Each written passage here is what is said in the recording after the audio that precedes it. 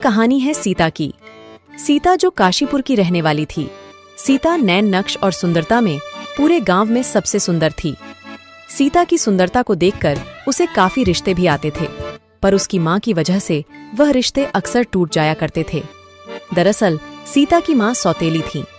सीता की अपनी सगी माँ का देहांत बचपन में ही हो गया था, जिस वजह से सीता के पिता ने राधा नामक लड़की से दूसरी शादी की और उससे उन्हें एक बेटी हुई जिसका नाम था सुमन।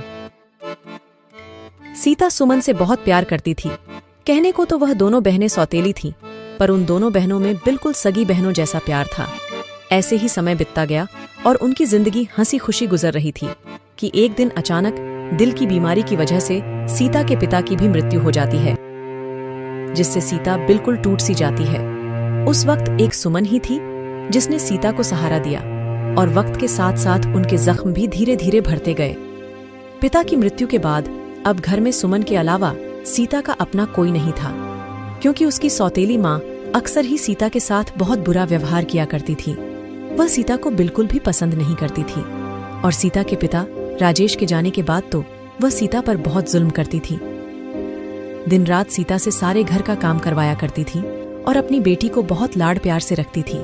कभी कभी सुमन इस बात का विरोध करती थी तो उसकी माँ उसे डांट लगा दिया करती थी। बेचारी सुमन माँ की फटकार के आगे कुछ नहीं बोल पाती थी।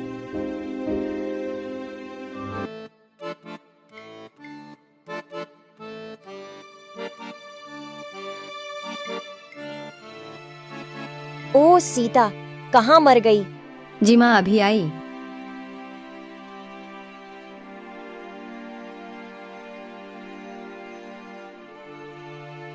ओ महारानी, अभी तक मेरे कमरे की सफाई क्यों नहीं हुई?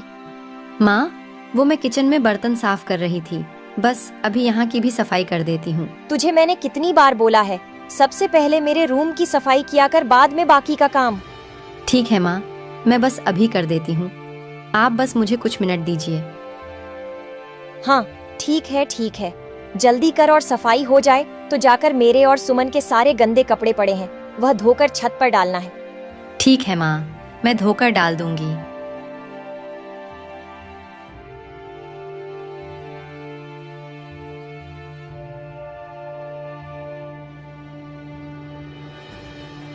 माँ, मैंने सारे कपड़े धोकर छत पर डाल दिए हैं।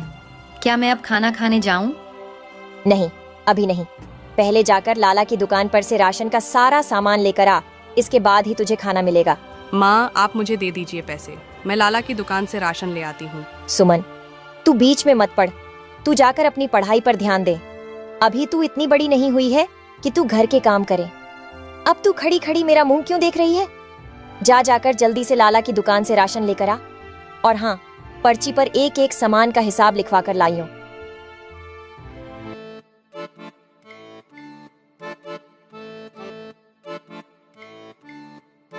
सीता सामान लेने के लिए लाला की दुकान पर पहुंच जाती है।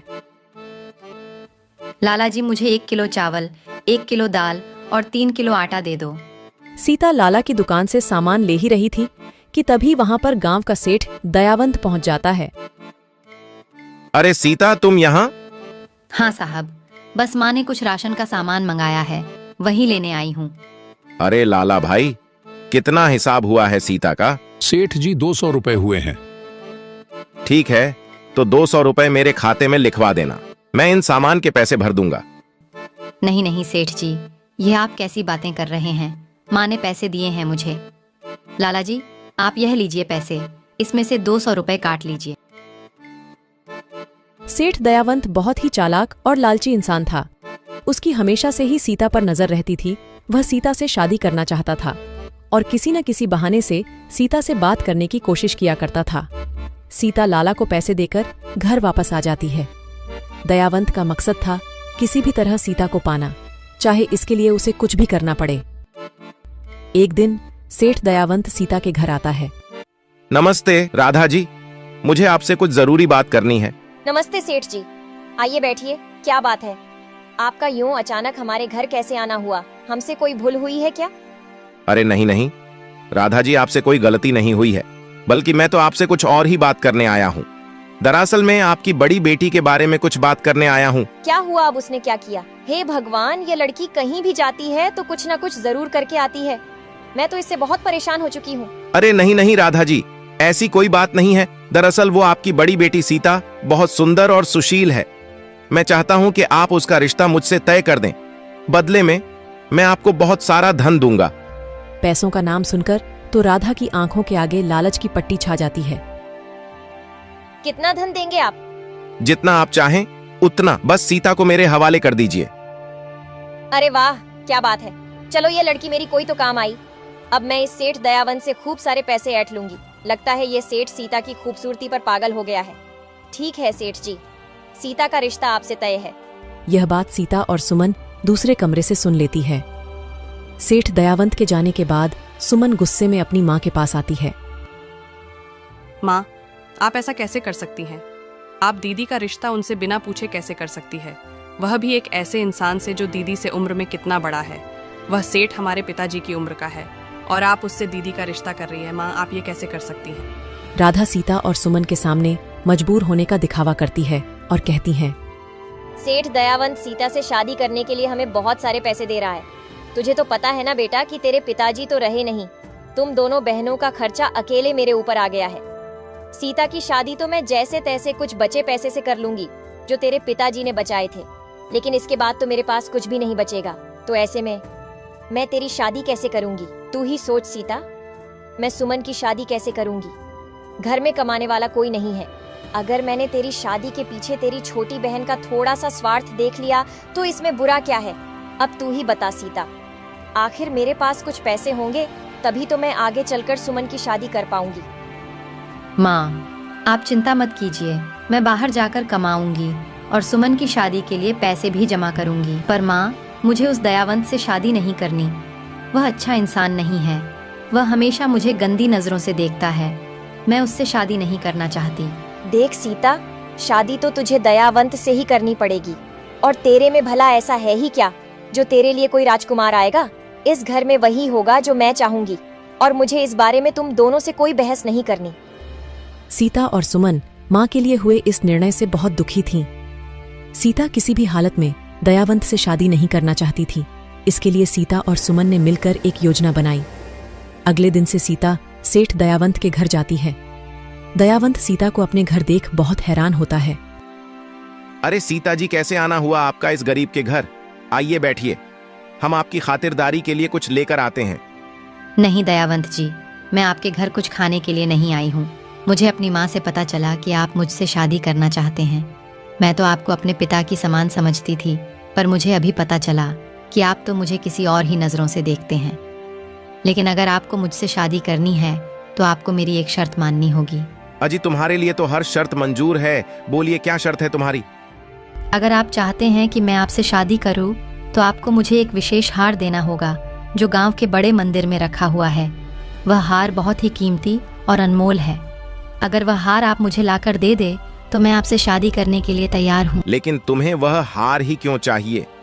तुम मुझसे एक बार शादी कर लो, मैं तुम्हें ऊपर से लेकर नीचे तक गहनों से भर दूंगा। नहीं सेठ जी, मुझे वही हार चाहिए। मेरा सपना था कि मैं एक बार उस हार को अपने गले में पहनूं। क्या आप मेरे लिए इतना सा भी नहीं कर सकते हैं? अगर ऐसी बात है तो समझो वह हार तुम्हारा हुआ। मैं जल्द ही उस हार को तुम्हें लाकर दूंगा। मुझे 2 दिन का समय दो। सेठ दयावंत के घर से निकलकर सीता सीधा सरपंच जी के पास जाती है और सरपंच जी को मंदिर में 2 दिन बाद होने वाली चोरी की खबर देती है। सीता, तुम्हारी खबर पक्की है ना कि 2 दिन बाद मंदिर में भगवान शिव जी के विशेष हार की ही चोरी होने वाली है? हाँ सरपंच जी, पूरी पक्की खबर है। 2 दिन बाद उस मंदिर में हार की चोरी होगी। मैंने कुछ बदमाशों को यह बात करते हुए सुना था। ठीक है सीता, अब तुम निश्चिंत होकर घर जाओ। आगे का सब काम मैं संभाल लूंगा। सीता घर चली जाती है और 2 दिन बाद अमावस की रात को सेठ दयावंत चोरी से मंदिर में घुस जाता है और मंदिर से हार चुराने की कोशिश करता है। मंदिर में पहले से सरपंच जी के साथ उनके कुछ आदमी छुपे हुए थे। जैसे ही सेठ दयावंत हार चोरी करता है, सरपंच जी के आदमी उस दयावंत को हार चोरी करते वक्त पकड़ लेते हैं। दयावंत तो तुम हो, भगवान शिव के इस पवित्र हार की चोरी करने वाले बदमाश। तुम्हारी इतनी हिम्मत कि तुमने मंदिर में से भगवान की हार को चोरी करने की हिम्मत करी। तुम्हें तो इसके लिए कड़ी से कड़ी सजा मिलेगी, ताकि कोई भी कभी दोबारा इस मंदिर में चोरी करने की जरूरत ना कर सके। जमींदार दयावंत को गिरफ्तार करवा देता है। आखिरकार दयावंत के लालच और बेईमानी का अंत हुआ। उधर दूसरी तरफ सीता की सौतेली माँ उसको ढूंढती है, मगर सीता घर में कहीं नहीं मिलती। अरे ये लड़की कहाँ चली गई? कहीं भाग तो नहीं गई? मेरे तो सारे किए कराए, पर पानी फिर जाएगा। अगर ये लड़की भाग गई तो? राधा बड़बड़ा ही रही थी, तभी उसकी नजर घर आ रही सीता पर पड़ती है। अरे सीता बेटा, तुम कहाँ चली गई थी? मैं कब से परेशान हो रही थी। कम से कम बताकर तो जाना चाहिए था ना। ये माँ को अचानक से क्या हो गया? माँ ने आज तक तो मुझसे कभी इतने प्यार से बात नहीं की, फिर आज अचानक से ये चमत्कार कैसे हुआ? वो माँ, बात यह है कि सीता राधा को सारी बात बताती है कि किस तरह उसने सेठ दयावंत को सबक सिखाया और उसे जेल की हवा खिलाई। हे भगवान, आज इसने उस दयावंत को जेल में भेज दिया। कल कहीं अगर इसने मेरे खिलाफ पुलिस में कंप्लेन कर दी कि मैं इसकी शादी उस अधेड़ उम्र के दयावंत से जबरदस्ती करवा रही थी, तो भगवान जाने मेरा क्या हाल होगा। राधा सीता के सामने खुश होने का दिखावा करती है। हाँ बेटा, ये तो तूने बहुत अच्छा किया। मैं तो उसे बहुत अच्छा इंसान समझ रही थी, लेकिन वह तो बहुत बड़ा चोर निकला। मेरी सीता बिटिया तो बाल बाल बच गई उस चोर दयावंत से। अच्छा जा बेटा, अब तू अपने कमरे में आराम कर ले, थक गई होगी ना। सीता अपने कमरे में चली जाती है। इस लड़की ने तो मेरे सारे किए कराए, पर पानी फेर दिया। इतना अच्छा खासा पैसा हाथ में आ रहा था, और इस लड़की की वजह से अब मुझे कुछ नहीं मिलेगा, लेकिन इसकी भरपाई मैं इस लड़की से जरूर करूंगी। इतने ही देर में गांव के जमींदार अपने लड़के के साथ सीता के घर पर आते हैं। जमींदार जी, आप कैसे आना हुआ? मैं तो बस यह कहने आया था कि आपकी सीता बिटिया हमें बहुत पसंद आई है। मैं अपने बेटे शुभम का रिश्ता तुम्हारी बिटिया सीता से करना चाहता हूँ। राधा जी बहुत ही समझदार बिटिया हैं तुम्हारी। सीता ने अपनी समझदारी और सूझबूझ से भगवान शिव जी का बहुत ही अनमोल हार चोरी होने से बचा लिया। राधा जी, आप तो अब बस ये बताइए कि आपको हमारा बेटा पसंद तो आया ना? राधा को ना चाहते हुए भी जमींदार साहब के सामने खुश होने का दिखावा करना पड़ता है। आप कैसी बात कर रहे हो जमींदार साहब? भला छोटे साहब जी में अब कोई क्या कमी निकाल सकता है? आखिर आप उनके पिता हैं, और गांव के लोग भी इन्हें बहुत पसंद करते हैं। हमारे सीता बिटिया ने जरूर पिछले जन्म में कोई पुण्य का काम किया होगा, जो इस जन्म में उसके लिए इतने बड़े घर से रिश्ता आया है। अच्छा, तो राधा जी जरा सीता बिटिया को भी बुला दीजिए। एक बार शुभम और सीता एक दूसरे को पसंद कर ले तो हम बात पक्की करें। सीता को बुलाया जाता है और शुभम सीता दोनों एक दूसरे को पसंद कर लेते हैं। बस फिर क्या था, थोड़े ही दिनों में शुभम और सीता की शादी हो जाती है और सीता खुशी खुशी शुभम के साथ अपना जीवन जीने लगती है।